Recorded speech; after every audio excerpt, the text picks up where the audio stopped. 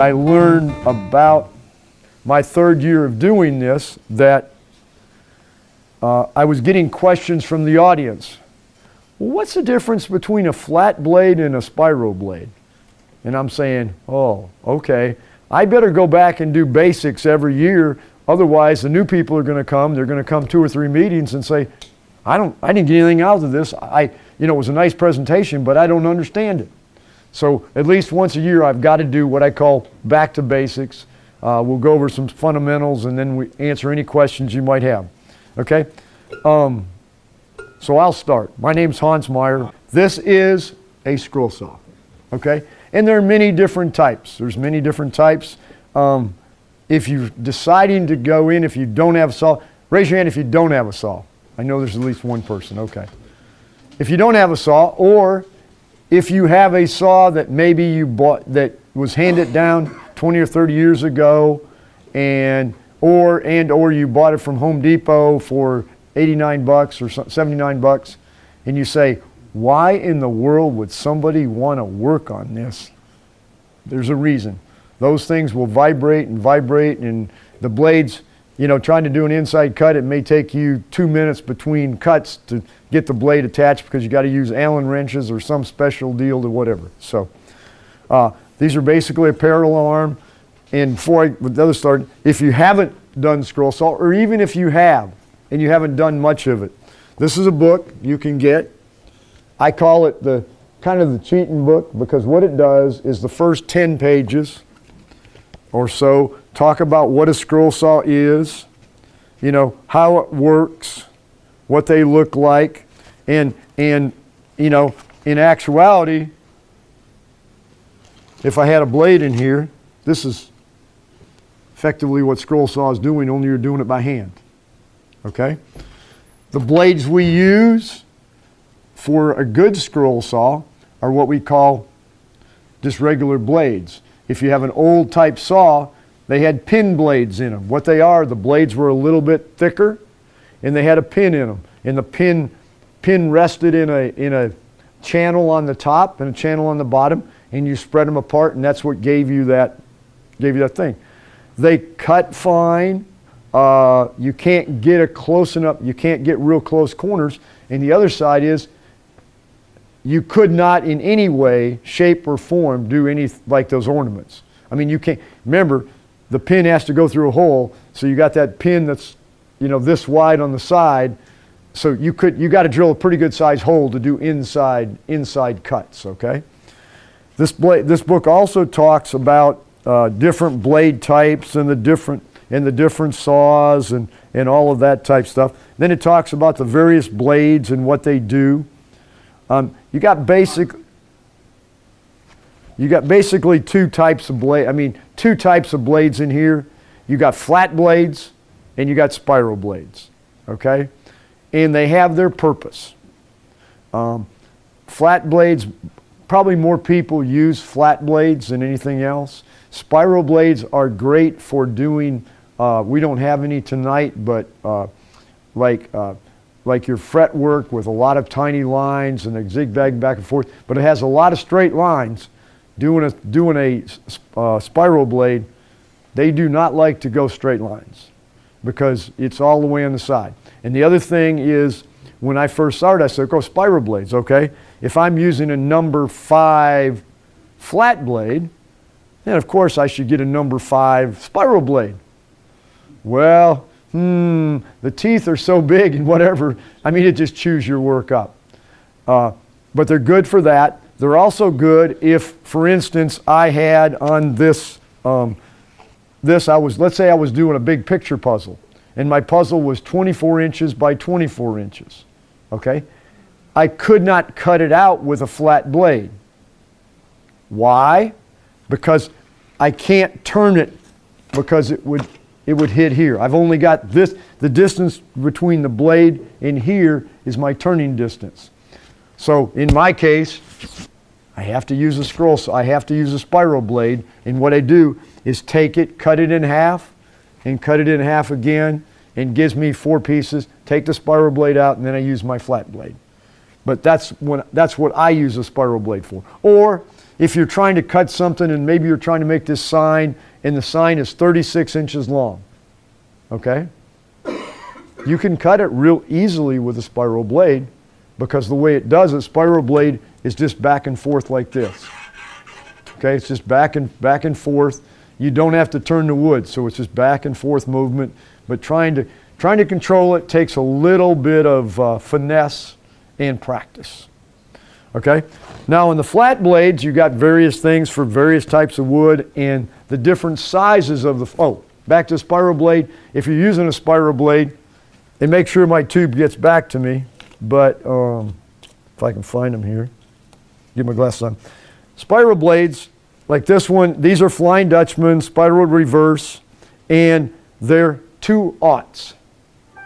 You can open up and look at it. They're really tiny. Just making sure you get it. He yells at me otherwise. Got it? Yep. But those are real tiny. Take them out and feel them. And what a spiral blade is, the teeth are all the way around. So that way you can cut from all directions, okay? Now flat blades come in various ways. Sometimes the teeth are all facing down. Sometimes they're combinations or crown. This is like a crown tooth blade. This one is a two-way cut blade. When it was made or whatever it was made, it was made to cut faster because you could cut on the upstroke and the downstroke. Then you have what's called, right here is just a standard tooth blade. Then you have skip tooth blades, which don't build up as much heat, and you do it. But what my prefer, and you got precision ground teeth, and in this particular one is a reverse tooth precision ground. You'll see the top three teeth, the top three tooths are down, and the bottom ones are up. So that way it effectively supposedly gets rid of those fuzzies that are on the bottom, okay? But my blade of choice, my preferred blade of choice is a number five Flying Dutchman ultra reverse. That means that about every fourth tooth is reversed. So therefore when it's done, I'll pass this around, but please don't drop it because this is one of 16 I had to make. Nope. And the reason I want you to do this is feel the inside. This is oak, 1-inch oak, and the inside was just cut with one of those blades, and you can see why I like it because I hate to sand.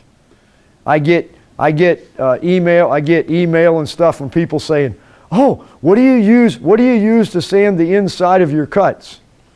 I said, "I don't use anything, but you could use a nail file. You could use an emery board. You've got sanding sticks that'll do that." But I'm saying, if you use a good blade, you do not have to use the outside too. I saw those at the wood show. So, yes, sir. How many blades did it take to do that? I did that in one blade. One blade, okay. One blade, and why? Why did it only take me one blade? Because you're very fortunate. No, because I did not force the blade. I did not heat. Heat is your big detriment on it. Question in the back. I've seen a lot of YouTube people say they use nothing but a modified geometry. What is that? I haven't seen one in the book. Oh, that's what it is there's two things. Number one, my blade of choice was a number 5 Flying Dutchman ultra reverse because I don't like to sand. Well, Pegas, Pegas, not Pegasus, okay, came out with a blade, and they have blades just all kinds, just like Flying Dutchman has, but they came out with a blade, so I use it. It's a number 5 modified geometry, which basically it's similar to the ultra reverse. And what it does is you don't have to sand with it. And I've found out it's extremely sharp, and I like to use it when I'm cutting really thick items. Like this is 2 inches, or inch and 15/16. I've got a cheat on my saw, and I'll show you that. You've got basically most saws, you've got 2 inches of space between the table and where it saws. If you get larger than that, it keeps hitting the wood, okay? Well, what you can do, and I had to do it on this block, what I did is not tighten the bottom. Put your camera right here, sir. If you'll notice, what I did is said, okay, I need my head to be just a slightly higher. My blades are long enough, so what I did, see if I can do it this way. What I did is I raised my head up without the blade in there, okay? Then I attach my blade. Okay? And then that gave me maybe a 1/16 of an inch underneath here, a little bit more so I could get that block through. I screwed up and made those blocks too big. And so by raising the head up, which what it's doing is tightening the blade, it's pulling that head up. I artificially raised that head up to give me a little bit more space between here and the table. So you can cheat and do that if you run into that problem sometime. The other thing that this book does is, if you're new to scroll saw, what it does, it takes you through darn near everything that you can do on a scroll saw in simple exercises, and there are 25 exercises in here from simple, but what I'm saying, it does just a regular cut, it does compound cuts, it does intarsia, it does cork in a bottle, it has a doghouse in here which it tells you to change the position of your table, which allows you, when you pull, you can pull on the dog and the dog will stay extended because it can't pull out because it's cork in a bottle. So if you do this, you can do it all and say, I hate that, I'm never going to do another one of those. Oh, I really like that aspect, okay? My favorite is three-dimensional. I love three-dimensional. You can come up with so many different things like this, and I'll pass it around. This I made while I wasn't busy at a craft show. It was originally made as cross and fish. It was made as cross and fish, okay? And what you're doing is basically putting one pattern on one side, one pattern on the other side, and as long as the tops of the patterns are equal, you're good. You've got to have the top of this pattern, they have to be on the same plane. One's on this side of the wood, one's on the other, but they have to be at the same plane, because if they're not, and this one is here, and you make this one lower, you cut off the top of the other one. So what you do, if your two patterns aren't the same size, you take it out on the bottom. You just extend your bottom on that side and everything goes fine. Now, the interesting part about this one, it was made as a cross and fish.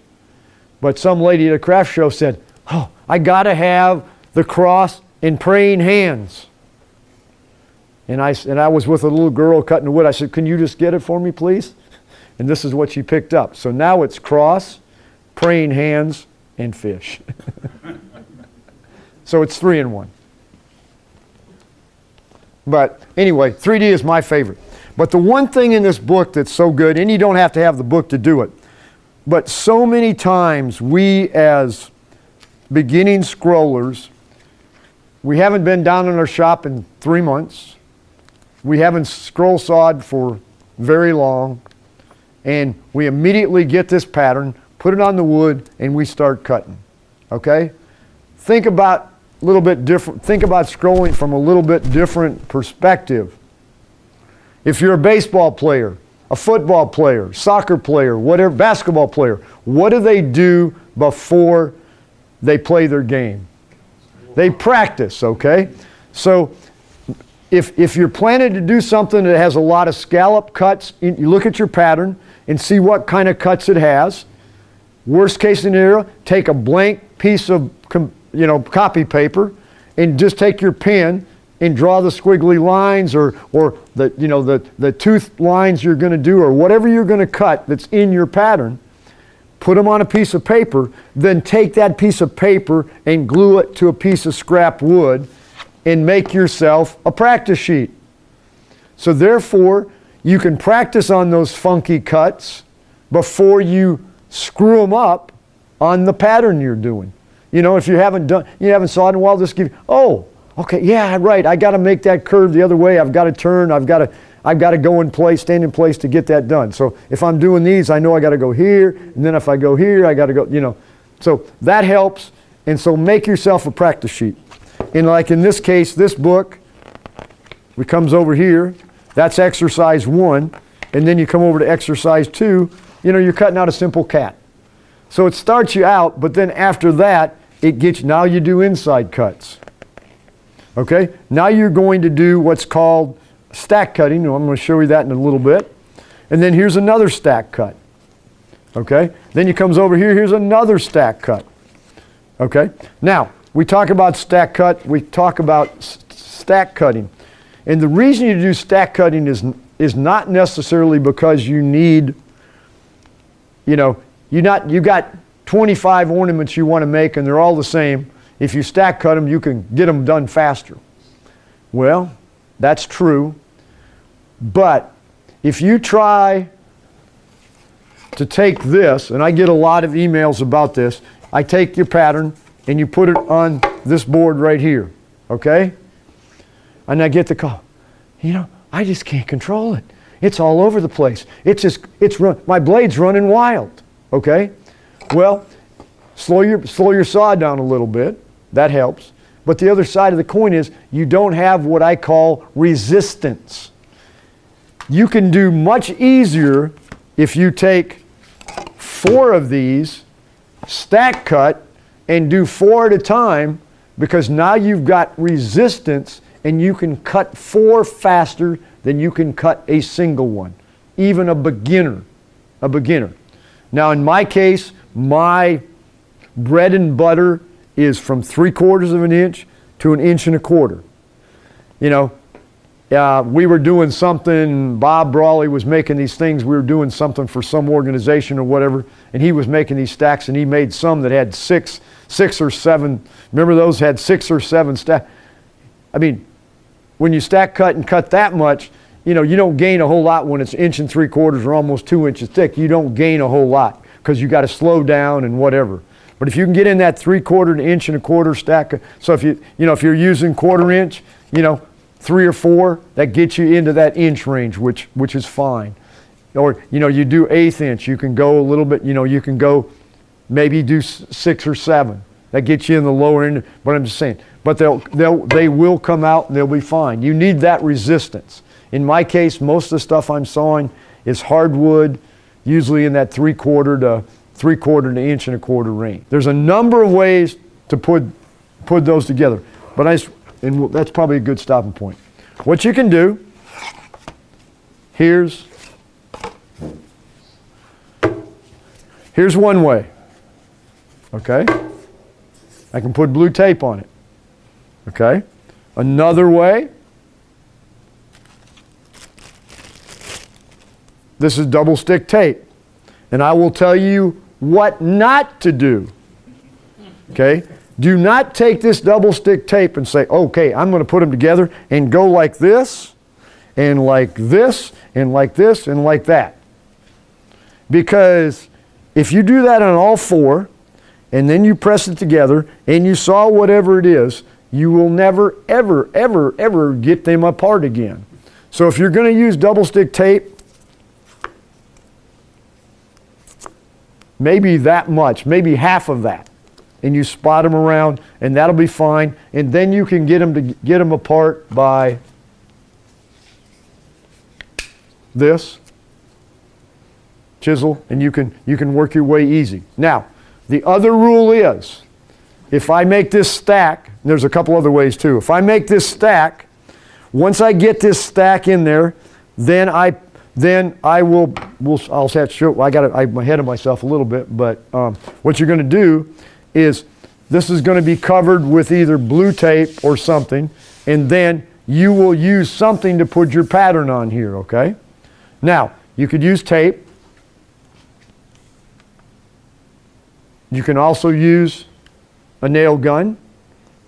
In this case, I've got 1/2-inch nails, so they would be fine. I go through one side, and what I want to do is I'm going to put those, what I want to do then, if I'm going to use nails, I would make sure my pattern was on here, okay? And then I'm going to put my nails in the waist areas, because then they'll go away, you know. But I can put them together with this. If you use even shorter nails, as long as you go through this stack, you can always do this and put them on the other side.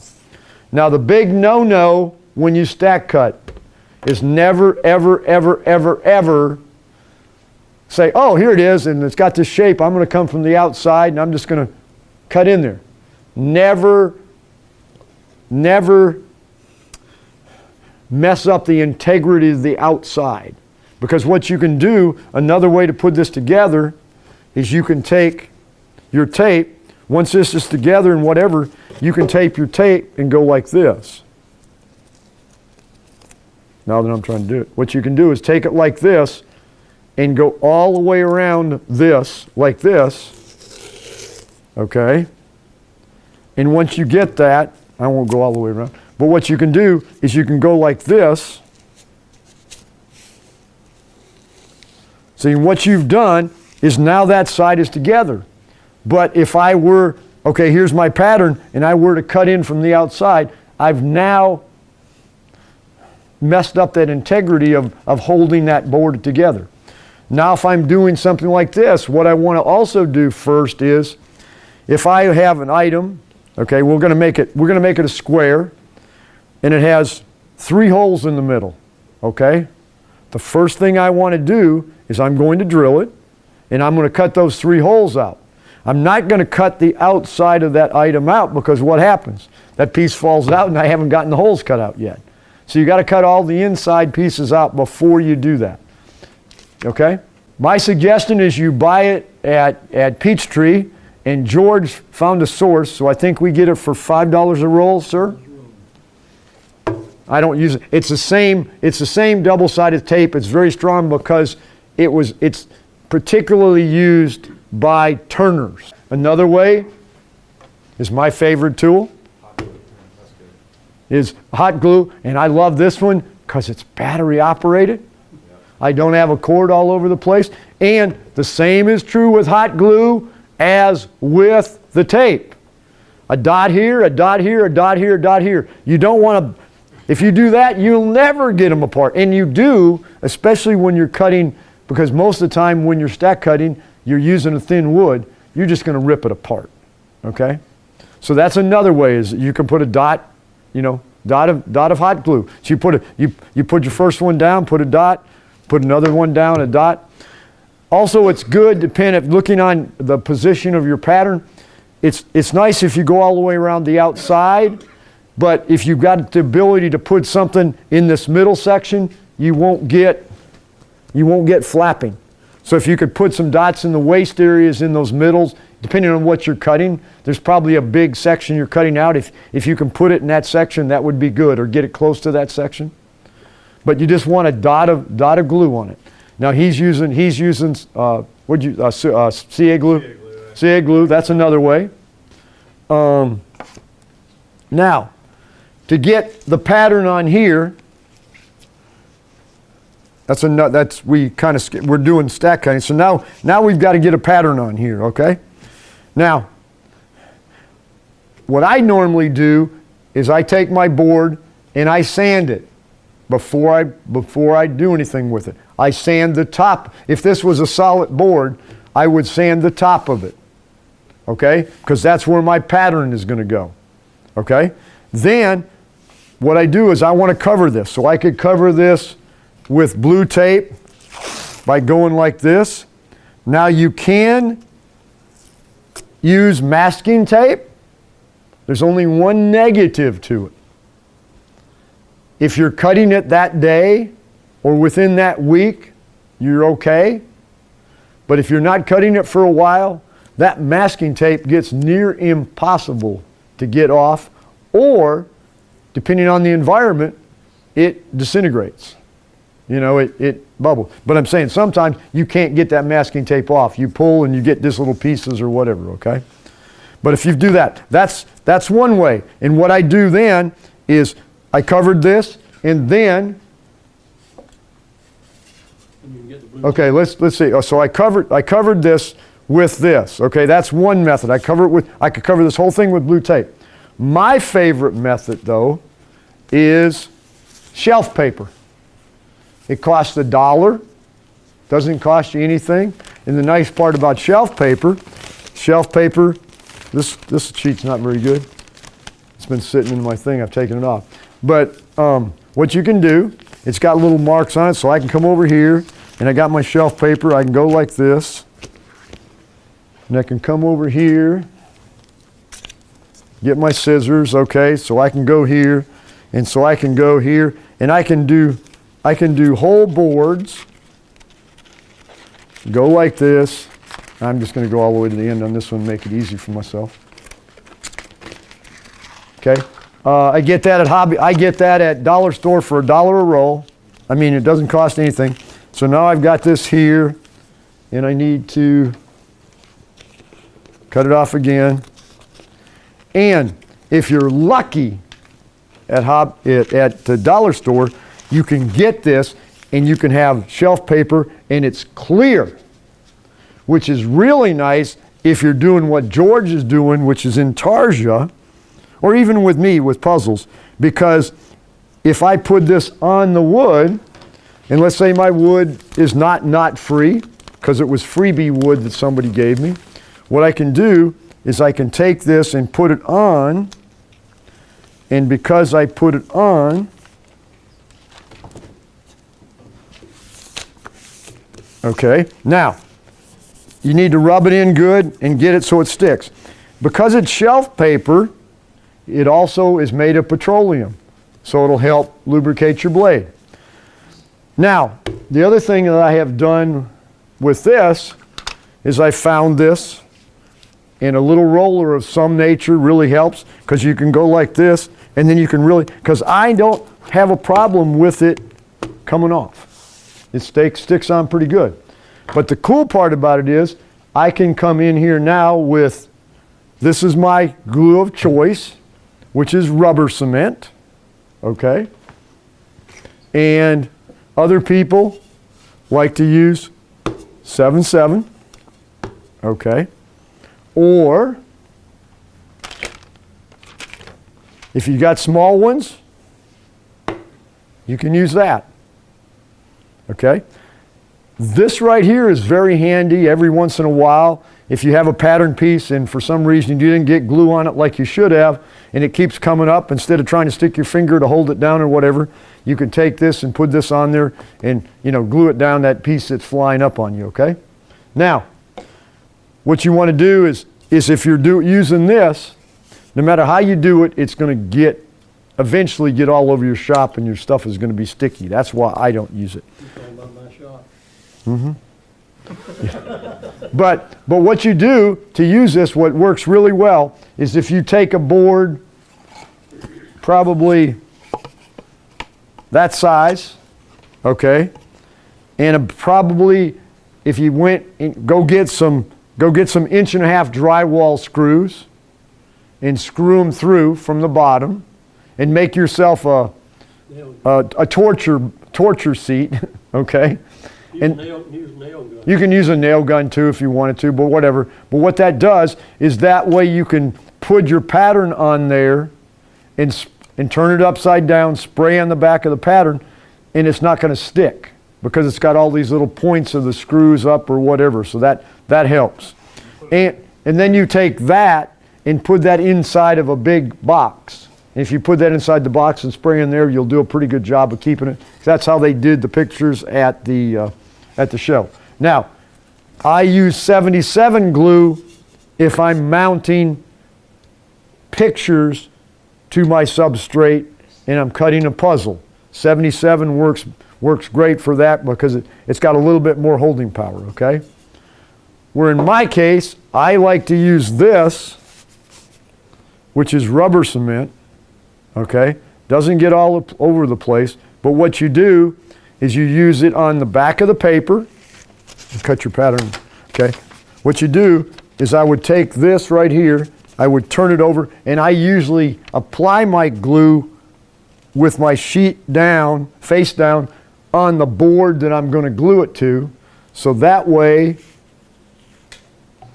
when I come over here and glue, I can make sure that it's glued all the way on the edges. Okay? So now I got that glued pretty good.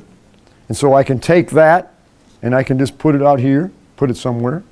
Okay? Then I can come in here and glue this, glue where that's going to go down. Okay? And then, in theory, I can wait a little while and let the two dry. And when they dry, I ultimately end up with contact paper. As soon as I go like that, they immediately go together and they won't come apart.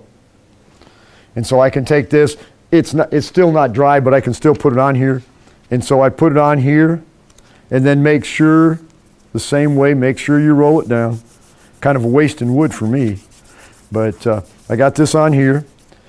And the cool part about it is, after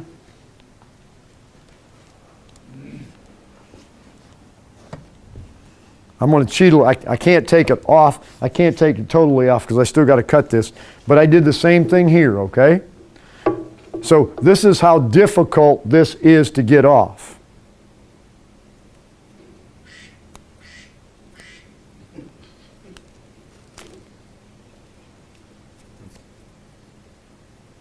See how easy it comes loose? And you can feel it. And like I said, I have nothing there. Now, when I saw it, remember I said, okay, I take this, now I got this, and my pattern's on here. We're going to step back a few steps, okay? Now, most of the time, I'm saying most of the time, you want your saw blade to be 90 degrees to the table, okay? And if you're a scroller and you're getting old like me and other ones, and you don't want to have neck problems, in this case, yeah, there's a little bit of an angle this, but I like to have my table like this. Okay? Now, you're going to get some gravity on heavy stocks like Corian tile or big oak or walnut or whatever. But, as numerous people at the wood show said, wait, that blade's not 90 degrees that blade's not at 90 degrees. See, they haven't, your blade's at 90. I said, yes, my blade's at 90 degrees to my angled table. It's still 90 degrees. But see, they see the table angle, so they assume the blade is at that same angle, see. But I'm 90 degrees. I'm going to bring it down because I can't hold it up and show what I was going to do. Okay, so you can go and, I couldn't find all my pieces, so you could go and get a little ruler like this. And you could check it. And I want to check both sides, and I want to check front to back too, because, you know, there may be a seating problem with the blade or whatever, but I'm saying, so I'm feeling pretty good. Now, if you don't want to invest in this, what you can do, I guess this is probably going to be my best, okay? What you can do is take a block of wood. Thicker, the better. Okay?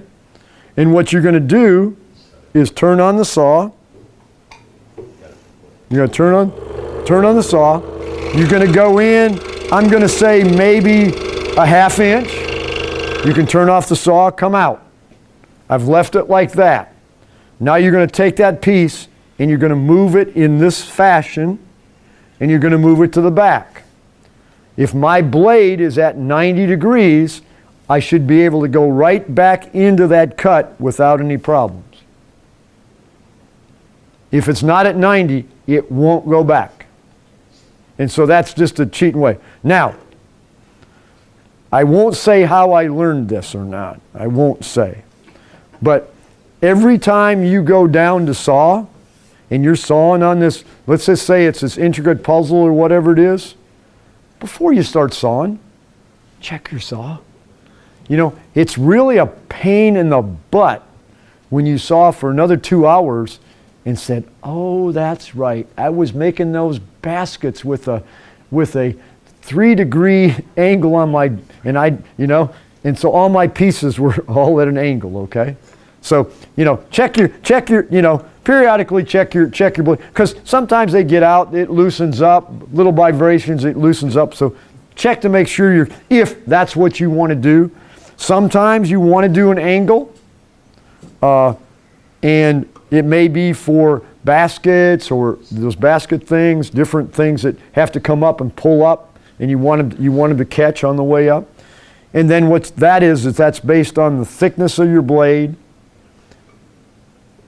the thickness of the wood you're using, and then what you want to do is you want to take a piece of wood exactly like that, the same thickness, and tilt the table and try it and see if you've got the cork in the bottle effect that you want.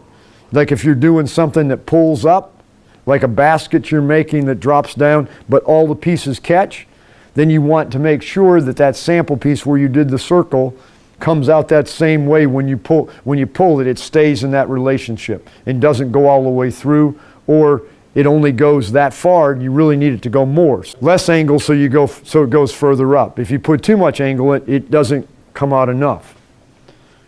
Okay. Got that, I got that. Okay, now, if you're not like me, and I don't mind sawing like this, and I don't mind sawing close to the blade, it's safer than a sewing machine. What you want to do is invest in one of these. Okay? If you don't want to invest in one of these, you can make one like this. What's ironic about this is this homemade one here is more expensive than this one here because of these 3 bolts with those wing nuts. They're not cheap. Now, these other places are more expensive or whatever. And the reason I say like this or like this, because if you do that versus a metal clamp, if you put a metal clamp on it, yeah, it's fine if it's clamped and stays up, but if you clamp it too close to the table, scratch, scratch, scratch, scratch, okay? This is wood. So if I do this, and the reason you would want a smaller one like this is, my camera person's over there, okay? What you don't want to do, I'm going to turn it this way to the camera. You don't want to saw in too much of a valley, But the nice part about this, if you're uncomfortable getting that close to the saw or whatever it is, you can saw like this. You can play this and drive it like a car.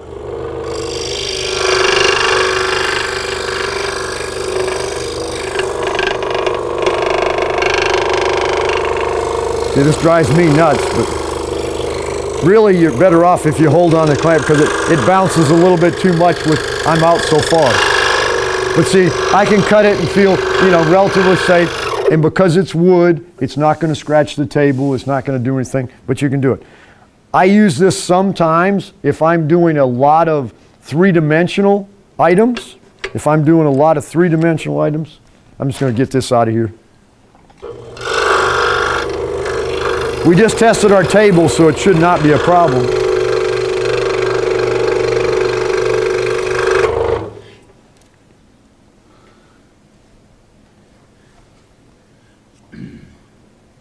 Because we have a square table, we get this.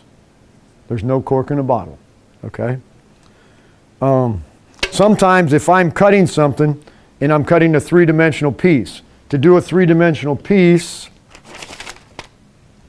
okay, when you're doing a 3-dimensional piece, like the one I just passed around, you're putting one image on one side and you're putting the other image on the other side.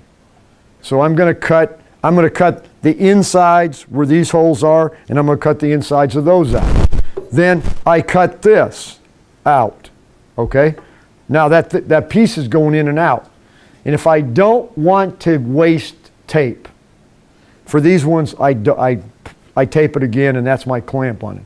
But if I've got a lot of little ones I do a lot of little birds and little birdhouses and stuff, what I do is I take that, let's say I cut this out, so this is the piece going back and forth. What I'll do is I'll take it and put it in one of those vices and clamp it, and now it's together, and I can cut so then now I can cut the other side.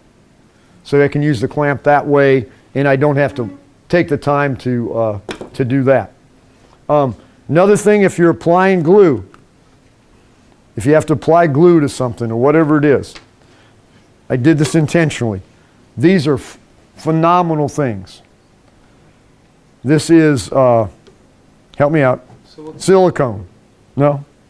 Yeah, okay. And what's cool about it is this. There's my glue, because you never put just enough on it, okay? But the nice part about it is this. No matter how long it's been on there, it comes off, okay? Along that same line, you have a brush here. It's stiff as can be, okay? Because it's got glue in it. But if I just go a little bit, of course this one's been on here for a while.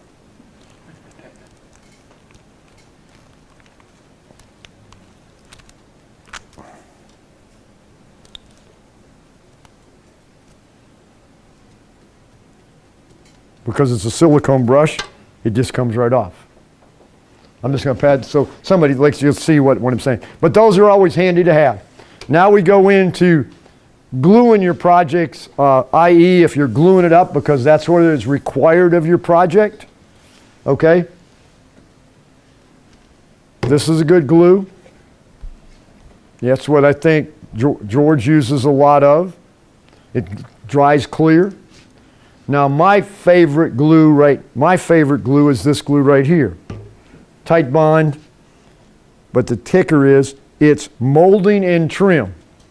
And the reason I use it dries clear also, but the cool part about it is they use it for molding and trim. So what they do is put it on it, they take that molding, stick it up on the wall, hold it for 30 seconds, and then they back away, and it's up there.